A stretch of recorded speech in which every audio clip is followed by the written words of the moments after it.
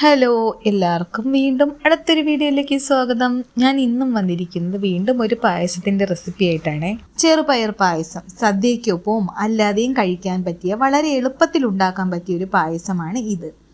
അപ്പം നമുക്ക് വീഡിയോയിലോട്ട് പോകുന്നതിന് മുൻപ് ഞാൻ ആദ്യം പറയും പോലെ തന്നെ ഈ വീഡിയോ കാണുന്ന എല്ലാവരും ഞങ്ങളുടെ മിഡ് പോയിന്റ് ഹൗസ് എന്നുള്ള യൂട്യൂബ് ചാനൽ സബ്സ്ക്രൈബ് ചെയ്യാത്തവരാണെങ്കിൽ ദയവായി ഒന്ന് സബ്സ്ക്രൈബ് ചെയ്തേക്കണേ. അതുപോലെ തൊട്ടടുത്തുള്ള ബെല്ലൈക്കൻ എനേബിൾ ചെയ്ത് കഴിഞ്ഞാൽ നമ്മൾ വീണ്ടും വീഡിയോ അപ്ലോഡ് ചെയ്യുമ്പോൾ നിങ്ങൾക്ക് നോട്ടിഫിക്കേഷൻ വരുന്നതായിരിക്കും. വീഡിയോ മുഴുവനായും കാണാൻ കൂടെ ശ്രമിക്കണം കേട്ടോ. ചെറുപയർ പായസം ഉണ്ടാക്കുന്നതിന് വേണ്ടിയിട്ട് ഞാനിവിടെ 1 കപ്പ് ചെറുപയറാണ് എടുത്തിരിക്കുന്നത്. ഇനി ഇത് നമുക്ക് ചെറുതായി ഒന്ന് റോസ്റ്റ് ചെയ്തെടുക്കേണ്ടതുണ്ട്. അതിനായിട്ട് ഒരു ഫ്രൈ പാൻ ഞാനിവിടെ ചൂടാക്കാൻ വെച്ചിട്ടുണ്ട്. ഈ പാനിലേക്ക് നമ്മൾ എടുത്തു വെച്ചിരിക്കുന്ന പയർ ഇട്ട് കൊടുക്കാം. ഇനി ഗ്യാസ് ഓൺ ചെയ്ത് തീ മീഡിയം ഫ്ലെയിമിൽ വെച്ച് കരിഞ്ഞു പോകാത്ത രീതിയിൽ നമുക്കിതൊന്ന് റോസ്റ്റ് ചെയ്തെടുക്കാം. അതായത് ഒരു ലൈറ്റ് ബ്രൗൺ കളർ ആവുന്നത് വരെയാണ് റോസ്റ്റ് ചെയ്തെടുക്കേണ്ടത്. ഇതിപ്പോൾ റോസ്റ്റ് ആയിട്ട് വന്നിട്ടുണ്ട്.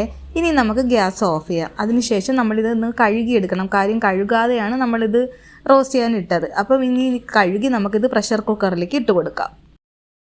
ഇനി നമുക്കിതിലേക്ക് പയർ വേവാൻ ആവശ്യമായ വെള്ളം ഒഴിച്ചു കൊടുക്കാം. ഇനി പ്രഷർ കുക്കർ അടച്ചു വെച്ച് ഒരു 4 വിസിൽ കേൾപ്പിച്ച് വേണം ഇത് വേവിച്ചെടുക്കാൻ വേണ്ടിയിട്ട്.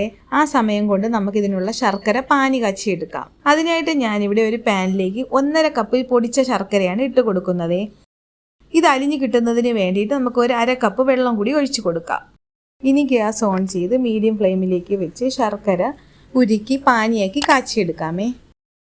കണ്ടില്ലേ, ശർക്കര നന്നായിട്ട് ഉരുക്കി പാനിയായിട്ട് വന്നിട്ടുണ്ട്. ഇനി നമുക്ക് സ്റ്റൗ ഓഫ് ചെയ്യാം. പയർ നന്നായിട്ട് വെന്തിട്ടുണ്ട്. ഇനി നമുക്കിതിലേക്ക് ശർക്കര പാനി കാച്ചിയത് ഒരു അരിപ്പ് ഉപയോഗിച്ച് അരിച്ച് ഒഴിച്ചു കൊടുക്കാം. ശർക്കര അരിച്ചെടുക്കുന്നത് എന്തിനാണെന്ന് എല്ലാവർക്കും അറിയാമല്ലോ. ഇതിൽ കരിമ്പിൻ്റെ വേസ്റ്റും കല്ലും പൊടിയും എല്ലാം കാണും. അപ്പോൾ അത് മാറിക്കിട്ടുന്നതിന് വേണ്ടിയിട്ടാണ് അരിച്ചെടുക്കുന്നത്.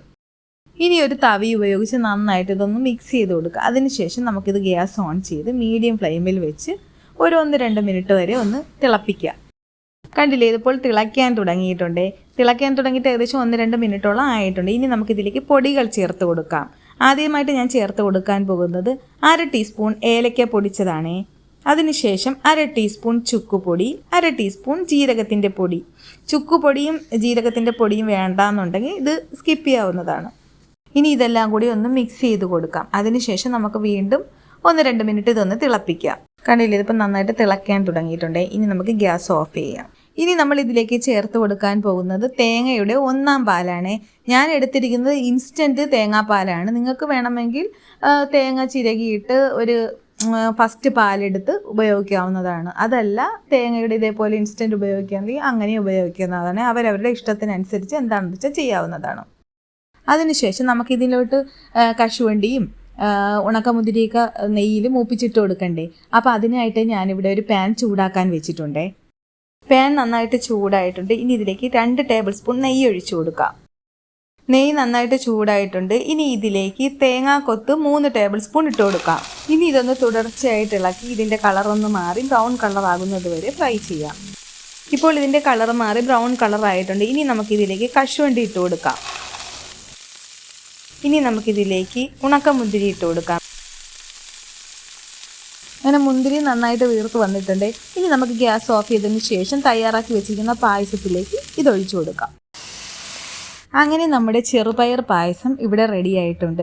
ഈ ഓണത്തിന് മറ്റുള്ള പായസം ഉണ്ടാക്കി നോക്കണ കൂട്ടത്തിൽ ഇതും കൂടെ ഒന്ന് ട്രൈ ചെയ്ത് നോക്കണം കേട്ടോ. ഒരു പ്രത്യേക ടേസ്റ്റാണ്. കാര്യം നമ്മൾ ഇപ്പോഴും സദ്യക്ക് ട്രൈ ചെയ്യുന്നതല്ലേ കടലയും അടയും ബർമസല്ലിയൊക്കെ. അപ്പോൾ ഇതൊന്ന് ട്രൈ ചെയ്ത് നോക്കണം കേട്ടോ. അപ്പം വീഡിയോ ഇഷ്ടമായാൽ ലൈക്ക് ചെയ്യുക, ഷെയർ ചെയ്യുക, സബ്സ്ക്രൈബ് ചെയ്യുക. വീണ്ടും അടുത്തൊരു വീഡിയോയുമായി വളരെ പെട്ടെന്ന് തന്നെ കാണാം. Thanks for watching.